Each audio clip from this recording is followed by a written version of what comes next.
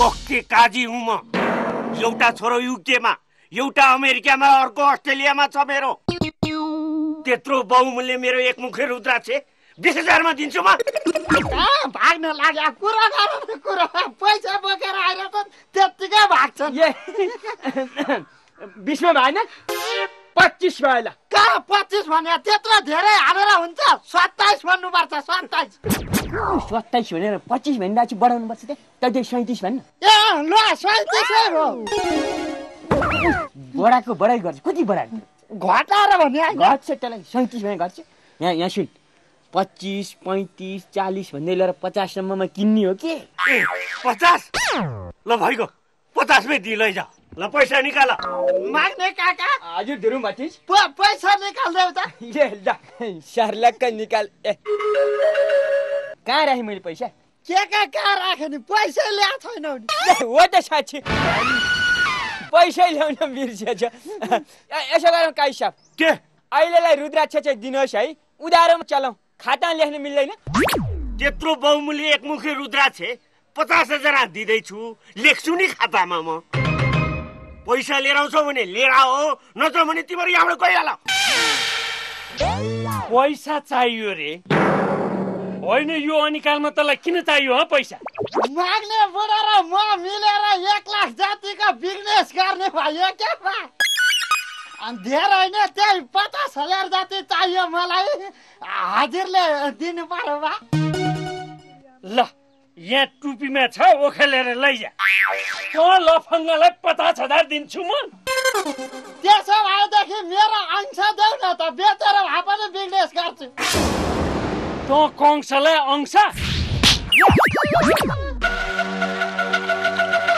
हेर बा, त्यो माग्ने र धुर्मुलाई के भनेर फसाउनला हो? मरे नि पैसा नदिनु है त्यहाँ। त जान्ने न है च्याखरी, यहाँ करोडौं रुपियाँको कुरा छ। कस्तो करोडौंको कुरा नि? तेरिका चाहिँ अहिले भने होइन, त्यो चाहिँ नि उन्नत जातको बाख्रा के रुद्राक्ष जातको है धुरीमा है। हजुर माग्ने काका। अब चाहिँ यो सुको पैसा नहुने परिवारमा जन्मेपछि यस्तै हो है। पैसा बन्दोबस्त मैले गरिसकेको छु। चल भइरे बन्दोबस्त गरिसके। कस्तो मजा छ भने नि माग्ने काका। मजाको त भइहाल्छ नि, कालो र डुबाउनलाई। आफ्नो काकाले डुबाउँछन् कहीँ हुने र चाहिँदोमा कुरा गर्नुपर्छ। यस्ता सङ्गत लाएर कोइली उँगो लाग्नु भनेर भन्थ्यो माग्ने बुढाले। त्यस्तैको सङ्गत हिँडेछ। कोइली उँगो लाग्ला यो गर्दा। मेरो चाहिँ हजुर एक हातले पैसा लिने, हजुर अर्को हातले रुद्राक्ष ट्याक्राकै दिने। हजुर खर्ला पैसा राख्नु त। माग्ने काका। हजुर धुरुम भतिज। उहाँलाई पैसा चाहियो र बिटा निकालेर मुखेमा हान्देऊ न। सरलक्क निकालेर 1, 2, 3, 4, 5 एवं मृतले 50 बिट्टै पहिला भनेर राख्ने हुन्थ्यो है।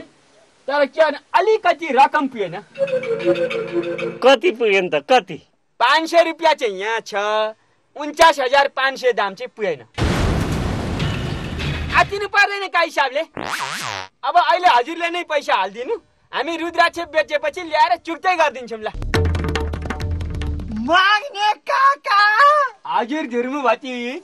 होइन क्या हो, पैसाको बन्दोबस्त गर्यो भने होइन मलाई। यो धुर्मे भतिज पनि लोहार के नै हो के। माग्ने बुढासँग पैसा कहाँ हुन्छ? काई साहब हिसाब चाहिँ त्यसरी नै मिलाउँछु। त्यसरी नै तिमीहरूलाई एकमुखे रुद्राक्ष त धुर्मे भतिज। माग्ने डाका।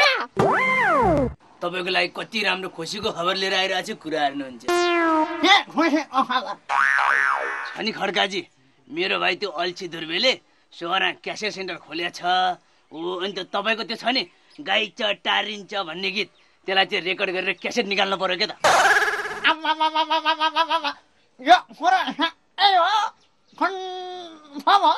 कन्फर्म हो ल।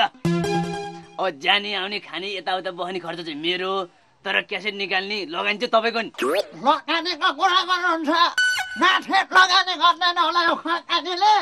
जति बढ्यो भने खड्कानेले लगानी गर्छ हेर्नुहोस् खड्काने भनेको खस्न मान्छे भन्ने सबैलाई थाहा छ नि पैसाको कहिले चिन्ता गर्दैन यो खड्काने त्यसै खड्काने भएको हो बरु कति पैसा लाग्छ भन्नुहोस् न 1 लाख 1 लाखै हो 1 लाख त अलिक सकिँदैन होला हौ स्वर राम्रो भएर के गर्नु पैसा कारणले पत्नीमाहरू मर्छन् भन्थे एकै हो रहेछ ए खड्काजी किन निराश भएको कहीँबाट सरसापट गर्नु न भोलिको भविष्य त हेर्नु पर्यो नि क्यासेट मात्रै बजाएर आयो भने सोध्नुहोस् त तपाईँ त नम्बर 1 गाएको नम्बर 1 त्यसमा त दुई मात्रै छैन नि स्वरमा त यो गाउँमा म ख्याले नै गरिदिन्छु कुनै माइकालालले मेरो जतिको स्वर निकाल्न सकेछ अरे भने त यो कान काटिदिन्छु भन्नुभयो यो कान काटिदिन्छु गाई चटारिन्छ तरुने देखा मन फटारिन्छ शब्द हेर्नुहोस् न यहाँ शब्द यो मान्छेले कहाँबाट यस्तो शब्द निकालो भनेर त मान्छेले त 3 नेत्र 14 भुवनै देख्छन् नि अनि भोलि नम्बर 1 गायक भएपछि अब हेर्नुहोस् है त स्वदेशका विदेशका कार्यक्रम कति क्यासेट बिक्रीबाट पनि कति पैसा त यताउता कताको सोर्नुहुन्छ एकपल्ट सोध्नुहोस् त खड्काजी